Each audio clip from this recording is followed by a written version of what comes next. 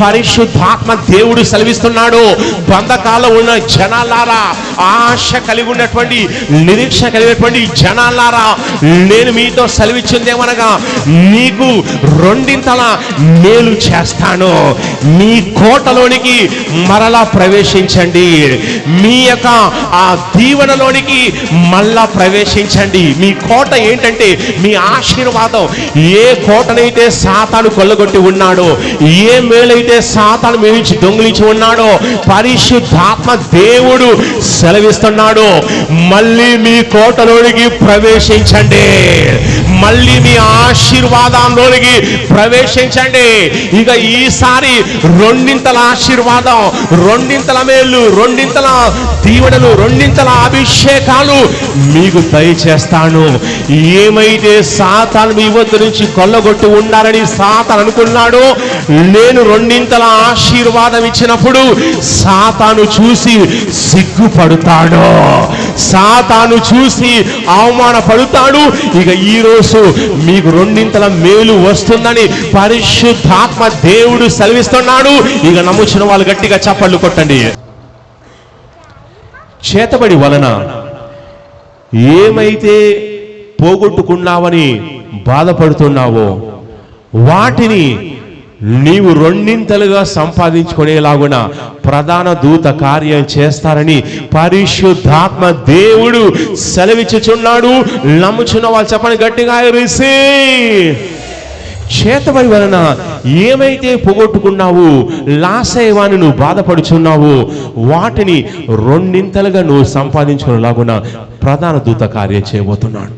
చేతబడి జరిగినప్పుడు ఏం జరుగుతుందంటే నష్టం జరుగుతుంది, కష్టం జరుగుతుంది. ఎవరైతే నిన్ను ఫేస్ టు ఫేస్ ఎదుర్కోలేరు, ఎందుకంటే న్యాయం నీ పక్షంగా ఉంది, ల్యాండ్ నీది, ఆస్తి నీది, ఎస్ దేవుని పక్షాన ఉన్నాడు. ఎవరైతే నిన్ను ఫేస్ టు ఫేస్ ఎదుర్కోలేకపోతారో, ఎవరైతే నిన్ను న్యాయపరంగా ఎదుర్కోలేకపోతారో వాళ్ళు ఏం చేస్తారంటే సాతాను శక్తుల్ని ఆశ్రయిస్తారు. అలా ఆశ్రయించి నీ వ్యతిరేకంగా ఏదో చేయించే ప్రయత్నం చేస్తారు. వాళ్ళది చేసిన తర్వాత ఏం జరుగుతుందంటే, నువ్వు అవిశ్వాసాలు కనుక ఉన్నట్లయితే నష్టం కలుగుతుంది, చావు కలుగుతుంది, ప్రమాదం జరుగుతుంది, ఇంట్లో అపాయం కలుగుతుంది, ఆస్తి పోతుంది, కోర్టు కేసులు, నష్టాలు, రోగాలు, అనేక సమస్యలు వస్తాయి. మీకు తెలుసండి, చేతబడి వల్ల నష్టపోయినటువంటి ప్రజలు చాలా మంది ఉన్నారు. వయసుతో సంబంధం లేదు, కులంతో సంబంధం లేదు, ఎస్ ధనికులు పేదవాళ్ళని సంబంధం, గవర్నమెంట్ ఎంప్లాయీ ప్రైవేట్ ఎంప్లాయీ అనే సంబంధం లేదు, నువ్వు ఉన్నవాడివి లేనివాడు అనే సంబంధం లేదు. చేతబడికి రంగు, రుచి, చిక్కతనం ఏది ఉండదు. చేతబడికి కులం కానీ, గుణం కానీ, వర్గం కానీ, ఎస్ ఉన్నవాడు లేనివాడు, రాజకీయ నాయకుడు వాడు వీడు అని ఏది ఉండదు. ఎప్పుడైతే చేయబడుతుందో దానివల్ల నష్టపోయిన వాడు చాలా మంది ఉన్నారు.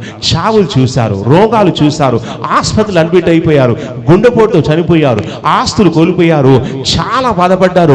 మీలో కూడా చాలా మంది ఎన్నాళ్ళుగాను బాధపడుతున్నారు. అయ్యో మాకు వ్యతిరేకంగా ఇలా చేస్తున్నారు, దీనివల్ల మేము నష్టపోయాం, ఆరోగ్యం పోయింది, సంతోషం లేదు, సమాధానం లేదు, ఇంట్లో గొడవలు జరుగుతున్నాయి, ఎప్పుడు తగాదా, ఇది శత్రువులు చేసేటువంటి ఈ సాతాను క్రియ వల్ల మా ఇంట్లో ఏదో జరుగుతుంది, నిద్ర పట్టడం లేదు, ఆరోగ్యం లేదు, ఎప్పుడు ఏదో భయం, ఏదో ఆందోళన, ఇలాంటి స్థితిలో మీరు జీవిస్తూ సమస్త విషయాలు మీరు కోల్పోయి ఉండొచ్చు, పోగొట్టుకొని ఉండొచ్చు.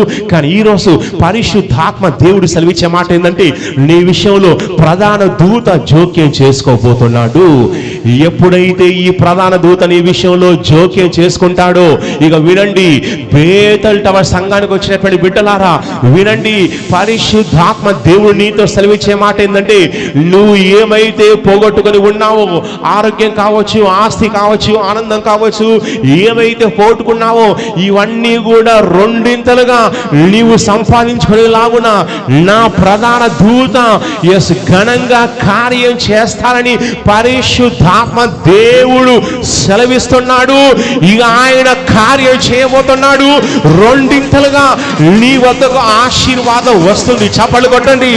రెండింతలుగా ఆనందం కలగబోతుంది, రెండింతలుగా మణి నీ వద్దకు రాబోతుంది, రెండింతలుగా నీవు పోగొట్టుకున్న ఆస్తి నీ వద్దకు వస్తుంది.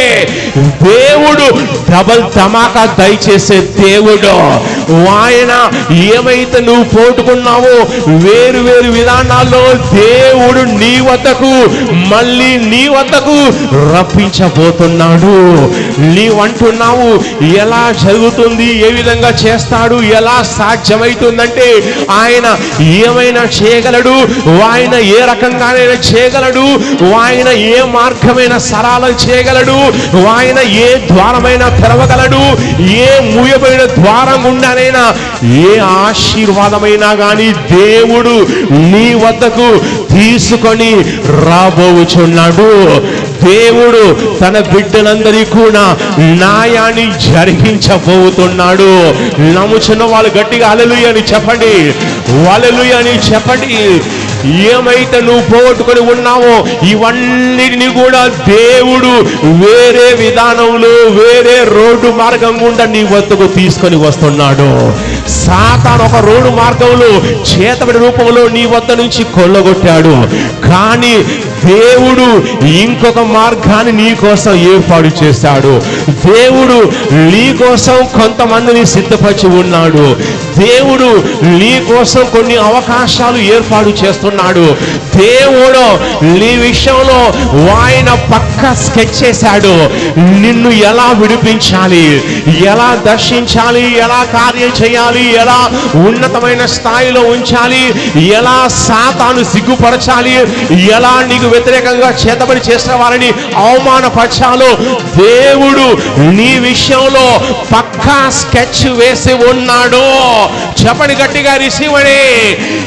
ఆయన వేసిన ప్లాన్ ద్వారా నీ వద్దకు ఊహించని ఆశీర్వాదాలు రాబోతున్నాయి. ఎంతమంది నమ్ముతున్నారు? ఎంతమంది నమ్ముతున్నారు? ఎంతమంది నమ్ముతున్నారు? దేవుడు ఆయన గమ్మత్తైన దేవుడు. వింటున్నారండి? 100 కాదు 1000 సైతాన్లు వచ్చినా కానీ ఆయన ఎలా కార్యం చేయాలో ఆయనకు తెలుసు. ఎలా నువ్వు పోగొట్టుకున్న వాటిని మళ్ళీ నీ వద్దకు వచ్చే విధంగా ఆయన మార్గం సరళం చేయాలో ఆయనకు తెలుసు. వాక్యం చూడండి, జకరియా గ్రంథము 9వ అధ్యాయం 12వ వచనం చూడండి. బంధకములలో పడి ఉండి నిరీక్షణ గలవారలారా, మీ కోటను మరలా ప్రవేశించుడి, రెండింతలుగా మీకు మేలు చేసేదనని. ఎన్నింతలుగా అన్నాడు దేవుడు మీ బైబిల్లో? రెండింతలుగా నీకు మేలు చేసేదనని నేడు నేను నీకు తెలియజేయుచున్నాను. నేడు ఈ ఆదివారం అన్నాడు ఈ బేతల్టవ చర్చిలో యెహోవానైన నేను ఈ బేతల్టవ చర్చికి వచ్చినటువంటి బిడ్డలైనటువంటి మీకు తెలియచేయుచున్నానని పరిశుద్ధాత్మ దేవుడు సెలవిచ్చుచున్నాడు. నమ్ముచున్న వాళ్ళు గట్టిగా చెప్పండి హల్లెలూయా, చెప్పండి గట్టిగా హల్లెలూయా. బంధకములలో పడి ఉండి మీరు మిమ్మల్ని సాతాను ఏం చేస్తే బంధకాల్లో పడేస్తున్నాడు. బంధకం అంటే ఏంటండి? అరెస్ట్. బంధకం అంటే ఇంకేదో అనుకుంటారు. బంధకం అంటే అరెస్ట్. మిమ్మల్ని పోలీసులు తీసుకెళ్లి అరెస్ట్ చేసి జైల్లో వేసినప్పుడు ఇంకా మీరు వేరే పని చేయగలరా? మిమ్మల్ని తీసుకెళ్లి అరెస్ట్ చేసి జైల్లో వేసినట్లయితే మీరు పెళ్లికి వెళ్ళగలరా? లేక విహారయాత్రకు వెళ్ళగలరా? లేదంటే మీకు నచ్చిన హోటల్కి వెళ్ళి బిర్యానీ తినడానికి అవకాశం ఉంటుందా? ఉండదు. ఎందుకంటే మిమ్మల్ని అరెస్ట్ చేశారు, జైల్లో వేశారు. సో అందుచేత మీరు అరెస్ట్లో ఉన్నారు కాబట్టి మీరు ఏమైతే చేయాలనుకుంటున్నారో, ఎక్కడికైతే వెళ్ళాలనుకుంటున్నారో మీరు వెళ్ళలేకపోతారు. అయితే చాలాసార్లు దురాత్మలు ఏం చేస్తాడు? నేను అరెస్ట్ చేస్తాయి, నిన్ను బంధకాల్లో ఉంచుతాయంటే నేను ఫిజికల్గా కావు, నీ సిచ్యువేషన్లో నీ కుటుంబంలో నిన్ను అరెస్ట్ చేస్తాయి.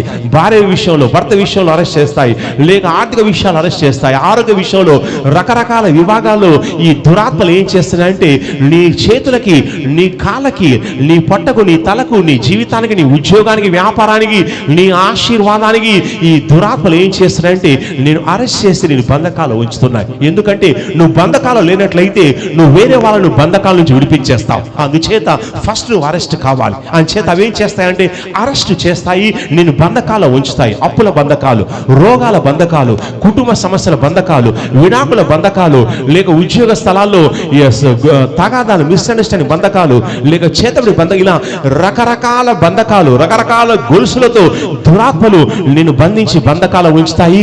కానీ వినండి, సైతాను గారు ఎన్ని బంధకాలు వేసినా కానీ నీలో నిరీక్షణ చావద్దు.